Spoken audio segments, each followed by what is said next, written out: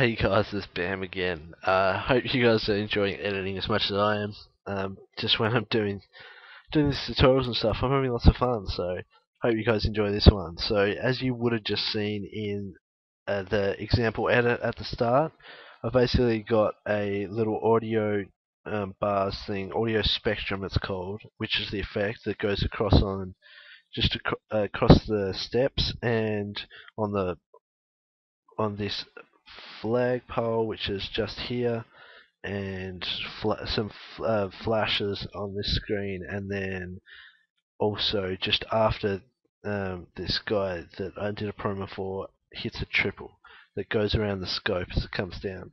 So I'm just going to show you how to use them, how you would do that. So basically what you need is you need your audio, and in the in on the layer that you're going to do it. You can mute it if you want, if you've already got audio. So what you do is layer, new, and solid, and we want to make sure that's comp size and OK. So we've got a black screen here. Now what we need to do is go to Effect and then Generate and Audio Spectrum. You can also use Audio Waveform, which is also in Generate Audio Waveform. The uh, the effect is very similar. It's connected in line. The points are connected rather than just being separate. So what we want to do on the audio layer is we want to select our track, which is Mizuki's Last Chance, Watashi wa Mizuki Desu, for this particular track, and then you'll see that we should get. There we go. And what we want, you should get some bars. If you don't, go to maximum height and just drag it up a bit. What we want to do is just, I like to set mine at 4,000, but that depends on the level of the volume level of the song, the default one. What you also want to do is probably increase the frequency bands. This is up to you. This is all up to you about how you want to customize it, but I do like to have quite a lot. About 150 seems to be quite good, maybe a bit more, like closer to 175. That's about how I like it. And depending on where you're doing it, you may want to only have one side, so A or B or both. So for this one, because I just want to do above the steps, I'm going to do side A. And what I'm going to do is I just want to put it on the steps. So we're going to just come up to the end of it. Should be almost there. Okay, I don't know what's going on. Okay, so let's just take this part for example. What we can do is there's two ways of easily choosing where you want to do it, where you want to put it. So you could just mask it and just do a line there, and then what we're going to do is do path mask. You can do it like that, or for example, that's if you want to do it. I mean, or you could do it in like this, and then you could do like a cool line like that. But we're not going to do that today. We're going to delete this mask, and we're just going to click on the start point, and then click on this little crosshair, and then click on input, and click on the crosshair, and put it where you want. So basically, that's where we're going to do it. We're going to just keyframe it in that position. So basically, all we have to do is go to our endpoint, and that should be coming up pretty close. Change the quality down just so we can get this a little bit quicker.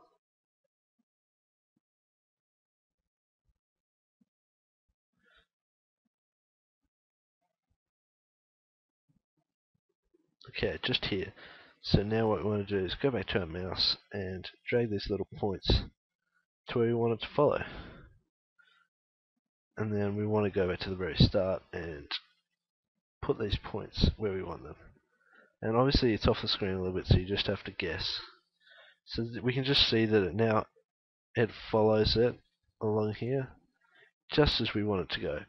So I put color correction on it, and I like the color that it came as default just for this particular one.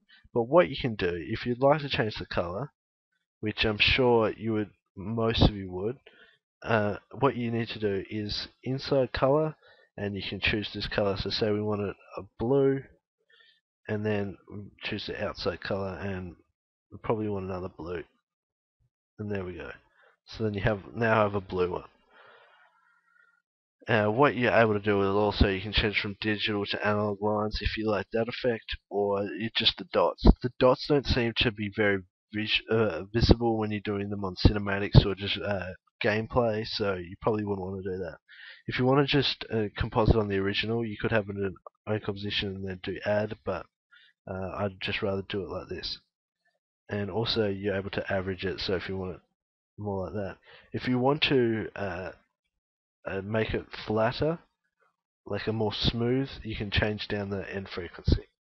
That's basically how you do this part, just the flat line. What we're going to do now is we're going to end this, or end the clip, that clip. And what we're going to do now is go up to where our scope is. So we want to do it just after it hits it. It's most useful to do it when twisted, especially on the round scope. I'm just going to show you how to do a short section of this because it takes a while. Okay, so then we'll need to make another solid layer and make sure it's the comp size. We'll put effect on it again, is the same effect, audio spectrum. So we have that here. And now what we're going to do is put another effect on this layer, and that will be distort and polar coordinates. So what we have is we're able to change the shape of it like this, but what we're going to do is go rectangle to polar. And so what that allows us to do is to make a full circle. So depending on how far you go, it changes it. So for this one I need about 80%. Okay, now we're going to change the audio layer to Mizuki's Last Chance, and we're going to change it only to side B, so that will be on the outside. Obviously it's not quite the right size at the moment, but we can fix that later. We just change, put up some more frequency bands. Obviously that's to your preference again. Maximum height depends on how far out you want it to do, and that's basically up to you. Also increasing the softness can make it look a bit nicer, and also thickness depends on whether you want to give it like a glow-like effect. Okay, now we've got that. What you want to do is, to make it easy, you can go layer pre-compose and move all attributes into the new composition. So we now have this, and it still stays there. So we now have this layer. We're just going to go right up to where the scope goes. We're going to change this back to a quarter. And just as the scope appears, which is just here, and we go Alt and then square open brackets. We just have it here. What we can do now is we can keyframe our scale and also our position. And press U and we'll get them both up at the same time. We need to increase the scale and drag the position. If you wanted to put this on the inside for the scope, you'd obviously start about here and change the side B to side A. And that would flip it, and that would basically inverse it. So now we have it just here, and that's keyframed, and then follow the scope down. Also going to need to change the scale, and like that. And depending on whether, if you wanted to do it, you could motion track this composition, but that's just not how I like to do it at the moment. So I'm just going to show you a short section. All you have to do is change the scale and the position, and move where it is at specific times. And that's how you'll follow the scope. That's why it's much easier to do it on a twisted spot, just so you can follow it exactly. So now we're just going to make it a lot smaller. It just comes down here, and it comes out, beats, just going to follow a little bit more, correct it again, correct it one more time, and now we're going to move it over and fade it out. Obviously you can keep this up for as long as you want. If you want a motion track, then you probably have to motion track the very middle of the scope, and sometimes the scope changes its width and you have to use scale just to do that. So now we're just going to just T, keyframe, and then just as we finish motion tracking it,